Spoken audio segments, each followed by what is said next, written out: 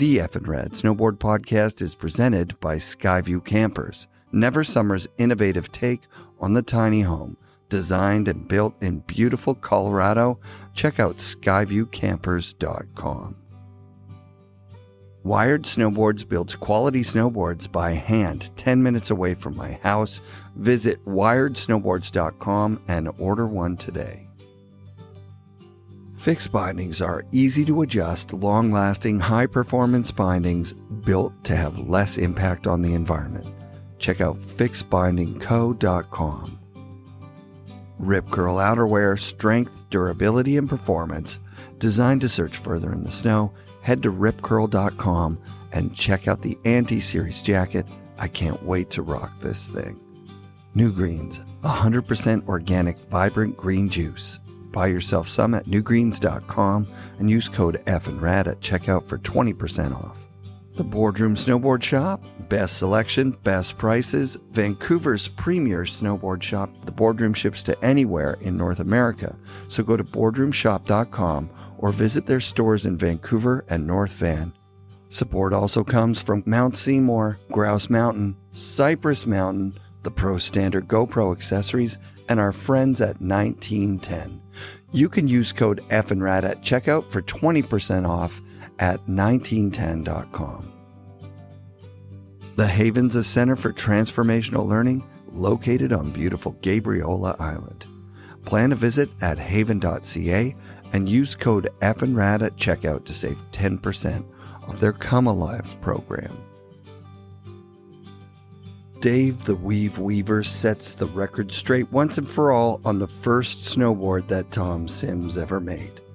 Dave was an important innovator and friend of Tom during the creation of Sims Snowboards.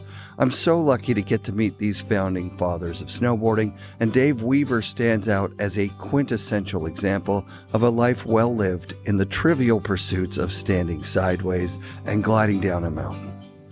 Dave charmed the staff of Donner Ranch, showing up days before the Legends event and living in his van in the parking lot. I've looked up to guys like Dave my whole life. I'm absolutely honored to bring you this conversation with Dave the Weave Weaver. I had this idea for a t-shirt. So on the back, it would have a list of things that you would say on a day when you're kind of too nervous to paddle out. Yes. Man, I better go change the oil or something. Or Yeah. I better go mow the yard, or I got to go do my laundry or something that you wouldn't normally do. Perfect. Yes, totally. Except that you're feeling guilty because you don't want to paddle out. That's so obvious that you don't want to paddle out because it's too big, but you don't want to say, you want to too big. own up to it or tell your friends, oh, no, it's too big, Oh, yeah. So this is the nickname I heard, Dave the Tripod. Oh, well, yeah, there's something to that one. I sure. know there is. Yeah, Jerry Lopez gave me that name. Jerry Lopez gave you that name? Yeah, he was visiting, he had some kind of gig where this wealthy guy who, I think his father had a plumbing business in Southern California, like commercial, huge wholesale plumbing business. And so this kid grew up with some bucks, and he was able to go out to Costa Rica and buy a big chunk of land, build himself a nice place near Pavones. Killer. And so he'd invite Jerry out for a month or two at a time just to surf with him. Come surf my private wave. Yeah, and then he would paddle over to where we lived, which was Matapalo on the other side, and we'd surf together. And I knew him from when I lived in Europe, so it was, I guess it was a compliment. Oh, of course it's a compliment, but the story behind it, from what I've heard, is that you found a very ingenious way to get waves to yourself. That's a good one. Well, in fact, it started out, I surfed alone for years. There's no one there. And in the tropics, the big problem you have is rot. So your skin starts to rot because it never dries out. So you have board shorts, and you always get kind of jock rot and everything. So I just started surfing. You get sea lice. I have it on my hand right now. Yeah, and it all cleared up. Yeah. The only thing is, one time I had a problem. I'd walk down there in my pants, I'd be working or something, and I'd hang my pants in a tree. And I'd go out surf, and I'd come back. Pants would be dry, so you wouldn't put on wet clothes because you're sweat enough as it is, right? Yeah. And this little family parked for picnic right underneath my pants. So I couldn't walk up to this little family, And so I stayed out there for like 6 hours, and I got so fried. Anyway, yeah, pretty funny. That's wonderful. Like, what a free spirit. I mean, Well, yeah. I think one of the things that drew me into board sports was the mass media, like Hawaii 5-0 and Chips and Magnum PI and all that kind of shit was sort of an offshoot of the fact that the surf culture was just kind of growing up and people were starting to make these choices to be watermen instead of lawyers and instead of doctors. And we're not talking about dumb people. Think about this. Yeah. Eric, we grew up in a golden age. Like, I was just old enough that I almost got drafted. Mm-hmm. What happened was I had this wanderlust at a young age, and I left for Tahiti, and then by the time I turned 18, I was in Fiji. So I found the American Embassy. I signed up for the draft. Like, by law, you have to sign up. You have to, yeah. But luckily enough, there were enough people that had kids outside of the country called foreign nationals, right? And these kids were American citizens, but they were anxious to get to America, so they signed up for the military, right? Yeah, of course. So their draft quota was completely filled. Nice. And they didn't have to draft anyone from this draft board number 101, which I signed up for because I was out of the country when I turned 18. And I didn't even, it wasn't intentional, right? No, you're not a draft doctor. Well, and so it turns out that by the time I got back from this long adventure, Australia, New Zealand, back to Tahiti again, Nixon abolished the draft. Sick. So I missed out. Yeah. But think about it. We grew up, those of us who grew up in that age, it was a golden time because America was a great place to live. There weren't any political issues. Anybody that was willing to work could make a living. And we had this amazing time to pursue our trivial pursuits, like surfing. You were the very first generation snowboarding, where you could actually do it. I mean, you're going to get your parents or your family, friends, people in your community are going to be like, get a job, bum. But so the fact that we were able to put energy into something so trivial right allowed us to get good at it and then find a little niche, Yeah. And I was telling a buddy of mine, we were on a road trip to Telluride. And I go, man, I'm kind of in a rut. He goes, what do you mean you're in a rut? I said, well, I've been taking these great trips, and then I come home broke, and then I work, and I save up some money, I go on another trip. And he said, well, yeah, maybe you need to find a job that pays you to travel. Oh, okay. And then he introduced me to Tom Sims, learned to snowboard, and then I went on this major walkabout, and sure enough, Tom hired me to be his right-hand man, so that's it opened up a huge 12 years of amazing. There's so much in that sentence you just said. You went on a walkabout? Yeah. What was that? Yeah. Well, at the time, there was just 2 or 3 places that allow snowboarding, right? Uh-huh. And so I loaded up my van with my brand new 1500 FE, no metal edges, right? And I drove all night long, and I'd heard that you could snowboard in Alta. So, all right, I can find that on the map. I'm driving up the little Cottonwood Canyon, and there's Snowbird on the right. I keep going. Okay, get to Alta. Okay, I'm here. It's like I'd never really spent any time in the mountains. So it wasn't particularly extremely cold. It was cold, but, So I get out of the van, and I walk across the parking lot, and there's a guy with a winter stick under his arm. And he's got these little baby skis, about 2 feet long. K-tails. The K-tails. These little baby skis is what he said. Oh, but you got to ride the lift with the baby skis, then you can get on your stick. But I didn't have any baby skis. And where do you get them? To go to Big 5. Okay. So I'm thinking about it. Okay. But hey, it snowed last night. So check out Cardiac Pass. I go, where's that? He says, on the way down the mountain, just look on the side. You'll see this big open bowl. Park right there, and you can hike up. So like an idiot, no sleep, just came from sea level. Oh, my God. So I started tramping my way in that waist-deep snow. It took me frigging all day long to get up there. Yeah. And I thought I was going to die. Yeah. And I'm saying, man, no wonder they call this thing Cardiac Pass, Yeah. And then I clicked into my board with those fast-tack buckles, Uh-huh. When you do that much climbing, you get pretty warm, right? So made a little platform, clicked into the board, and I had one beautiful, glorious powder run. And I was hooked. I ended up going all the way right to the van without stopping, Took, 2 or 3 minutes to come down. So that was the beginning. And surely, that I guess that was a rite of passage. But Yeah. a lot of guys were doing that stuff back then. In Utah, that was kind of the way they did it, right? Yeah. Utah sort of got written out of the history because the history became the history of Burton. Yeah, I mean, imagine if I'd met Dmitry Milovich. That would have been insane. It would have been a whole different story, Yeah, right? it would have been insane. So, Yeah. you know, I went to this he said, the guy mentioned to me there was a restaurant in Park City that you could go to and you might meet some of the guys where they ate dinner.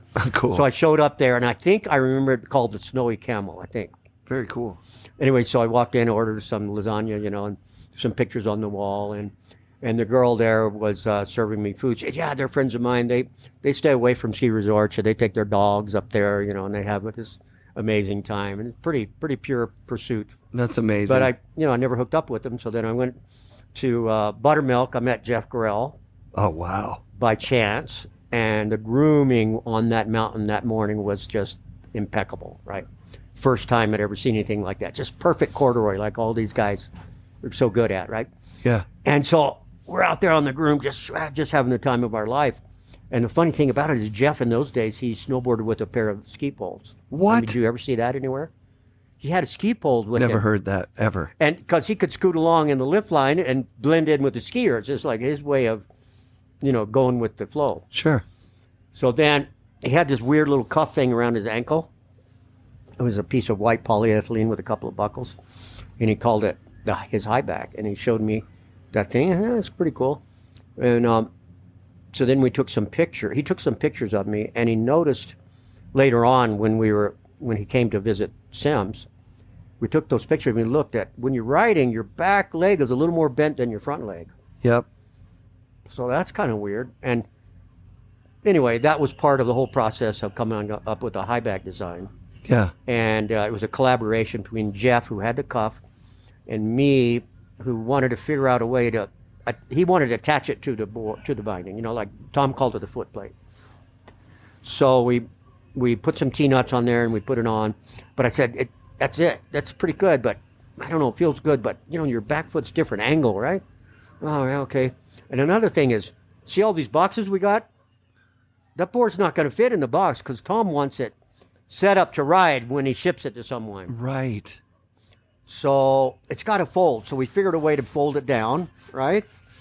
And then we figured, okay, so what about the adjustment? So we made this little triangular bracket, put some holes in it, put it on the back so you could choose one of the three positions for the forward lean. And we got that thing all dialed in, went upstairs. By then Tom had come in. He'd been picking avocados or something, I don't know. Or I don't know where he was. And we said, Tom, we got it. And he goes, what do you got your boots on for? What are you doing? I said, watch this, you know. So we put the board on the desk and jumped up there and climbed in, buckled in. And feel this, man. You got that support on your backside. How does that feel? Oh, man, that's it. He goes, I don't know, guys. And he's looking at us, you know, I don't know. You think you need that? I said, Tom, look. We ride Sorels with ski boot liners at best, and you got those $400 ice boots that you bought in Switzerland when he was filming the James Bond movie. Yeah, you don't need it, yeah. But everyone else does. He goes, well, I don't know. So he looks at his dad.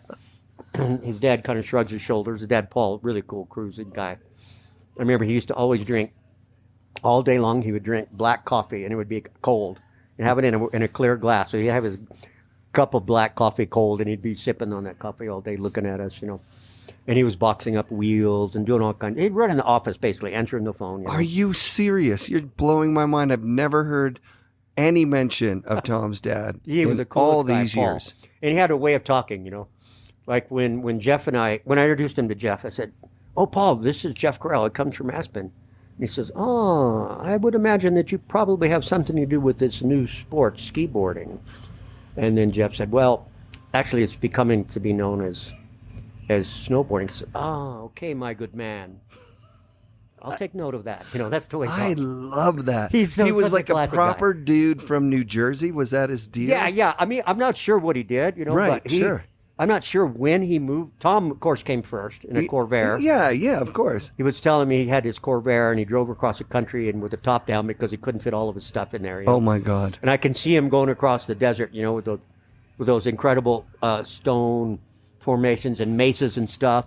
And he's playing music and he's got his wool hat on because the cop's down and it's cold.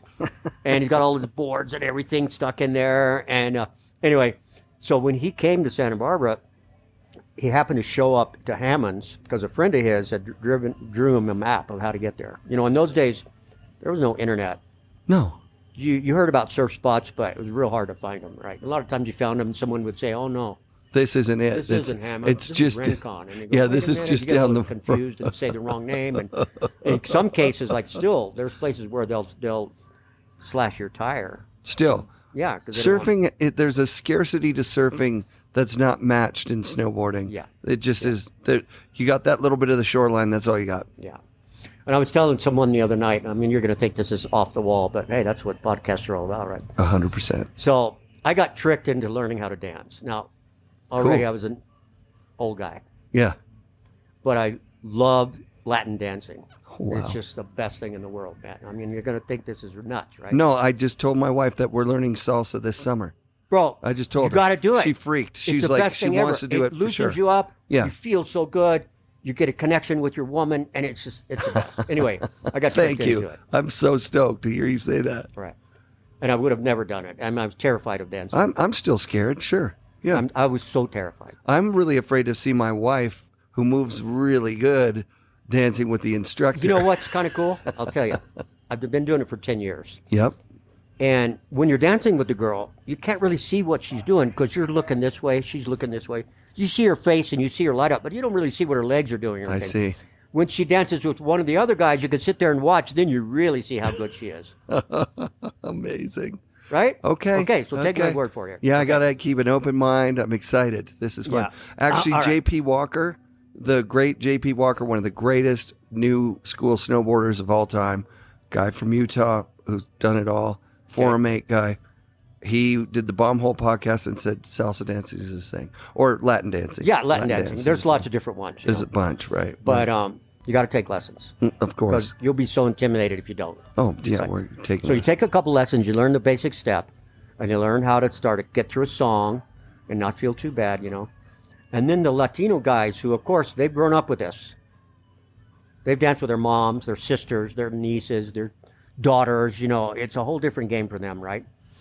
So they come up to me and they say, hey, you're getting it, man. This is really cool. Listen, when you spin her a bunch of times this way, make sure to spin her one time the other way so she doesn't get dizzy. And they're actually helping you. Wow. I've never had a sport, Right. well, maybe archery, but you don't see that in a sport. You don't see the other guys out on the mountain giving you tips and Giving pointers each and other telling you what to tips. do and helping you out, you know?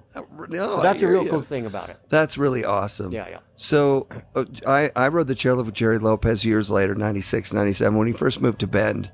And he said, you know, the snowboarding thing is just great because the wave is huge. It feels endless. And he really fell in love with it. You just described instantly falling in love with it.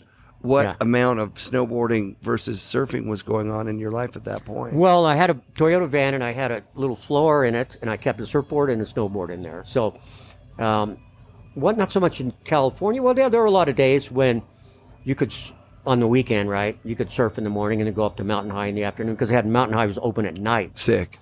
But what really got into it was in France. Yep. There's a wave called La Fitania in front of my house. It's a right point. And then, you know, you could get in the morning, light offshore, beautiful. And then when it kind of blows out, within an hour, you'd be up in the Pyrenees. Wow. And then, you know what we used to do?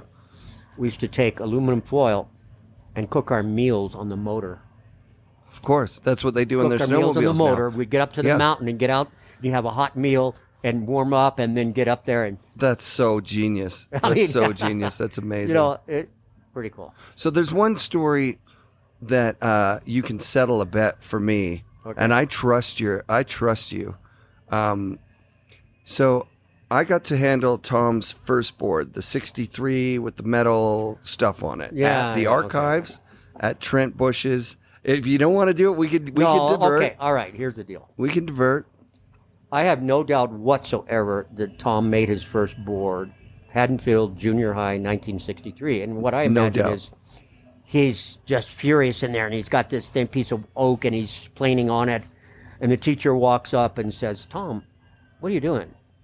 Don't you clamp that thing down, and then you can do your... And the other kids are next to him. They're working on their little birdhouse kit, and this kid's working on a toolbox, Yeah. And Tom's got his thing going. He knows what he wants to do.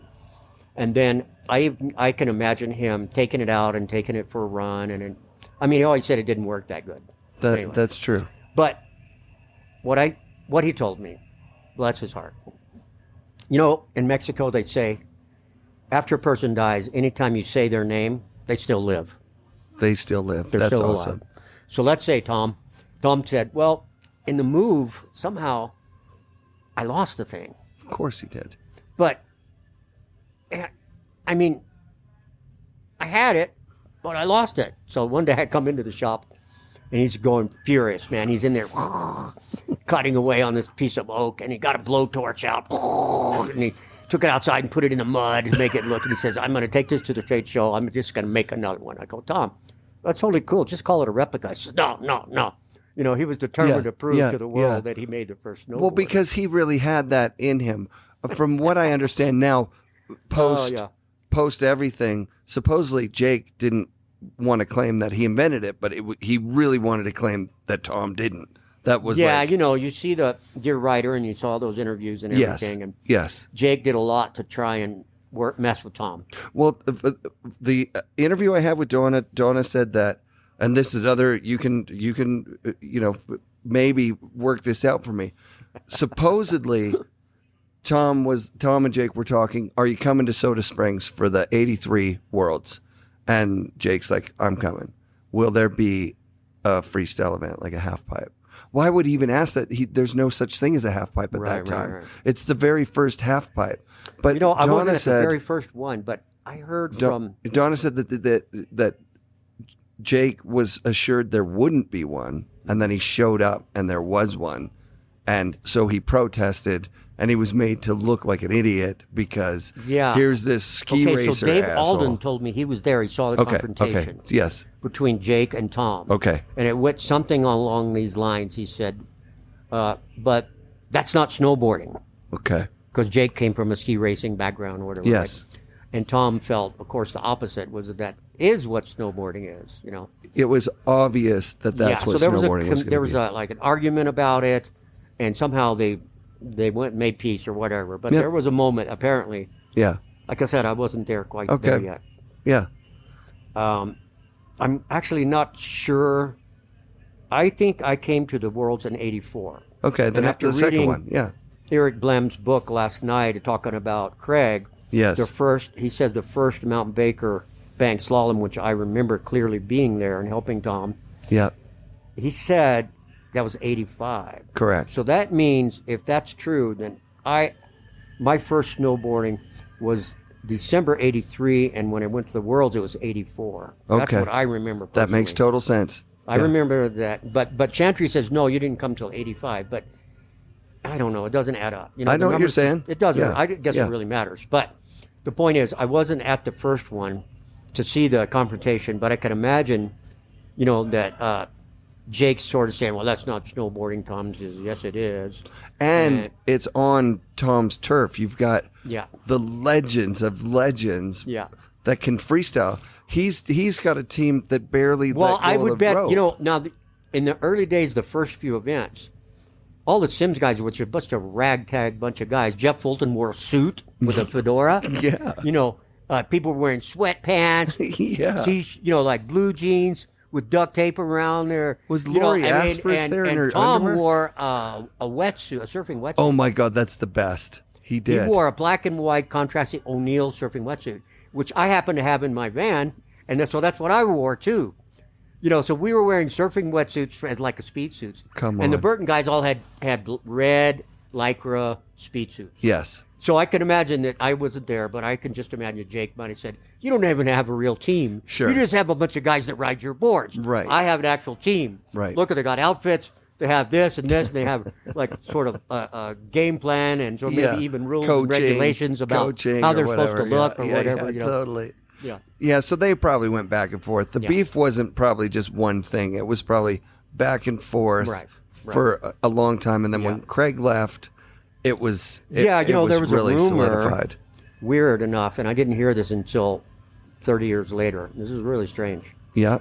But so Eric, when he was doing research for his book, have you read it? Oh yeah, twice. Unbelievable. Yeah. Have you read it? It's so amazing. It's so detailed. It's called The Darkest White. It's so It's good. the full story of Craig Kelly. I It's just incredible. am totally blown away with Me too. what an excellent job he did. Yeah, yeah. Anyway, so he's in there and he's talking about some of this stuff, you know. So the worlds and all that, and I just can't imagine how that Tom could take it upon himself to like organize the event, collect the entry fees, set the race course, win the event, and collect the money. And it's just like it took a lot of balls, man. It did. It did. It took a lot. Yeah. Yeah, and Ken Ock will say he also had his wife down at the bottom tripping the No, timing I don't think she wire was there. if someone was going to beat him or whatever. I don't know. I don't. You think know, that's an easy beef to No, I don't think see so. where it I happened. mean, he was a solid racer. You know, and the Yeah. best thing about Tom was, I don't think in my life I've ever met a more natural-born competitor. I got you. So you and I, we get in a tight situation, we crack. You know, yeah. right? Tom gets in a tight situation. That's when he comes alive. And man, that guy got incredible strength and focus and fortitude. And so, yeah, no, He was a born natural born competitor, entrepreneur. Yeah.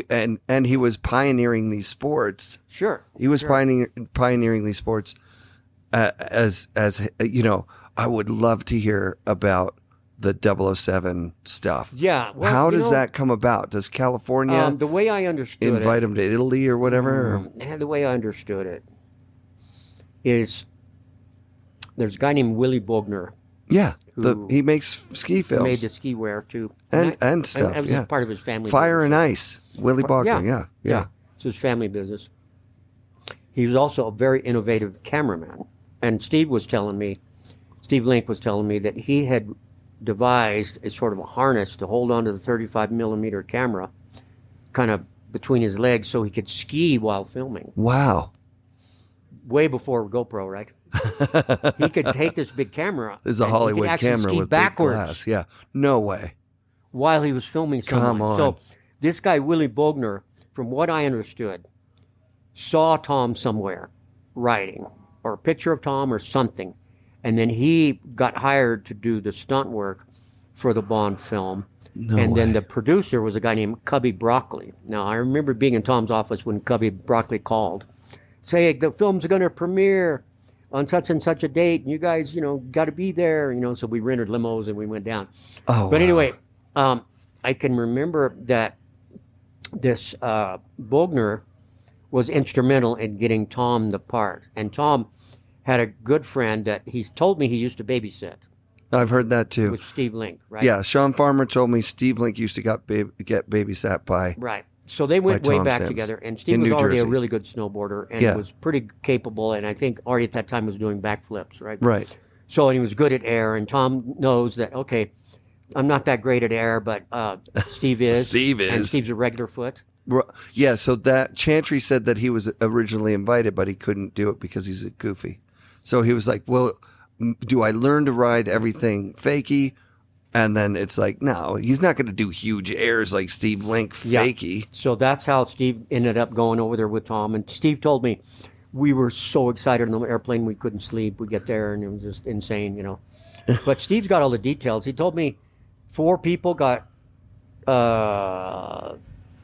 just skiing, scum the skiers. Like, I don't know if they were the Russian bad guys or what. Yeah. Fell into a crevasse and died No, during that shoot? during the filming of that. Oh, my God. Yeah. I mean, I don't doubt it because you're trying to get the best footage in the world, and then you've got no Yeah. snow safety people whatsoever. And you're like, okay, yeah, the director's like, you guys ski down there towards me, put the cameras over here. Right. And then the guys just Right. disappear. But That's I tell you, sad. it was a big deal. When we went to the premiere, Yeah. we were sitting right up the front, and I think Tom's wife, Michelle, was with us, if I remember right. They came in a separate limo, me and my buddy Rick Sharp, and we're sitting there, and the music starts, the James Bond intro thing with all the imagery and of the women and everything, and it's beautiful, and then there's the Russians, and then boom, as soon as Tom jumps on the board and the music changes to, I think it's like a Beach Boys thing, right? The whole theater just erupts in the most massive amount of noise you've ever heard. Oh, that's the entire awesome. theater went berserk. That's awesome. That's so awesome. So berserk. Yeah. And of course, it was over in no time. And Tom was sitting there beaming, just big as he could beam. And we walked outside after the movie, and all these guys mobbed him and asked him for autograph and everything. Amazing. It was pretty amazing. Yeah. That's amazing. That had to have been a high moment in his life. Of course. And it was what introduced a lot of people to snowboarding. I've talked to people all over Europe and everywhere in South America. Yeah. And they say I always ask them, what's the first thing you ever saw about snowboarding? They say the James Bond movie. Yeah, it's amazing. It's like amazing. Millions of people got exposed to it. Yeah, millions, obviously. Yeah, it's a classic movie, and I love that it's in the opening scene. It's just so amazing. They've got some pretty amazing opening scenes now. I mean, that's one. That's definitely one of them. Yeah.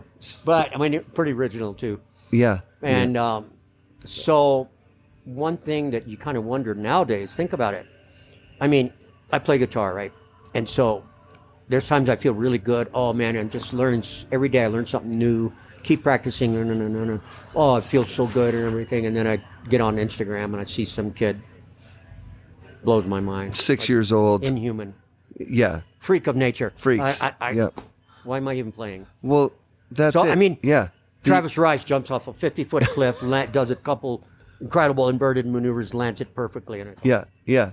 Well, what is it? Comparison is the thief of joy. So that's the whole mechanism. You're looking at Instagram and you're just going, everybody looks better than me. They're doing better shit than me. What a waste. It's different. I mean, back in our day, you take these long road trips and you would daydream, right? You got behind the wheel, got some music on. Man, you'd see that mountain up there. I wonder if I could ride that. Yeah. Or along the coastline. I wonder if that's a rideable wave, Oh, man, someday I want to be able to do that, And you kind of think about it and in your mind, you conjure up things. Yeah. Now it's all right there in front of you. It's insane. Just, I don't know. It's different. Yeah, it's different. It's a different I'm time. not saying it's a bad thing. But Look, I rode with Tom Shea and, oh my God, too many people to name. I'm going to forget most of them. Scott Klum, Scott Downey, Jason Bassarich, Jeff Fulton. And it was a powder day here. Backside 3 was open. 3, yeah, I was over there. That was awesome. You were with us. You were in that big group. That group, Yeah. and everybody's ripping. Yeah. Everybody's just ripping these lines. Yeah. That to me, I imagine. I'm not a religious person, but I imagine. Evan Payne last night came into the bar. Yeah. And he's looking at us. How he does with his eyes closed. He goes, climbing a mountain and gliding across that snow is a sacred thing. That's perfect. That guy's just such an enigma. It's like, oh my God, I never thought of it like that. But when you think about it, just the pureness of the feeling of being able to glide across that snow, right, and do it with some sort of finesse, yeah, and not fall down. That's and it. Just like yeah. So you've started this interview saying, because we didn't have to go to the war, we had all this time to do these trivial things, right? Which on some hand, it's kind of like that. Yeah. And then on the other hand, it's everything. If I came here think about this. and could only do one thing, it would be this. Now, my father was a medical doctor, and he wanted me to be an astronaut. Oh, wow. Right? So I had a lot of pressure. That is pressure. A lot of pressure. Yeah. And, that was his time that he grew up. We lived in Houston. That was where NASA was. Oh, that's huge. Big thing. That's huge. In fact, when I went to Fiji, the thing that was so big is they found out I was from Houston, and they're asking me all about the moonwalk. Of course that was they were. the biggest thing they could even. It's the biggest imagine. thing the world That's had all ever they were seen. interested in. Nothing else but just that. Yeah. So we're drinking kava, and they're asking me all about, did man really walk on the moon? Did it really happen? A real guy. Because they didn't believe it, right? No. But you're from Houston, so yeah. You would know.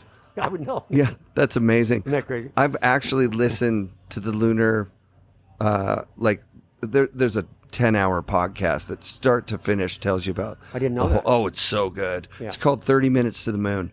And it's just unfucking believable. All the stuff behind the scenes. All the stuff behind the scenes. And what the conclusion at the end of it is essentially, the Americans won the race to the moon. Yeah. But it was so unifying around the globe. Right. Because a human being walked on the fucking moon. Right. Someone from Earth. Talk about viewers. Yeah, it's everybody. It's just everybody. Bigger than the Winter Olympics when Shaun White won the first gold. Yeah. That's it. Yeah. Yeah, Ross Rebagliati got caught with pot. Yeah. Yeah. Well, where I was going with this was, look, here we were, and it gave us, when I look back on it, it was our form of rebellion.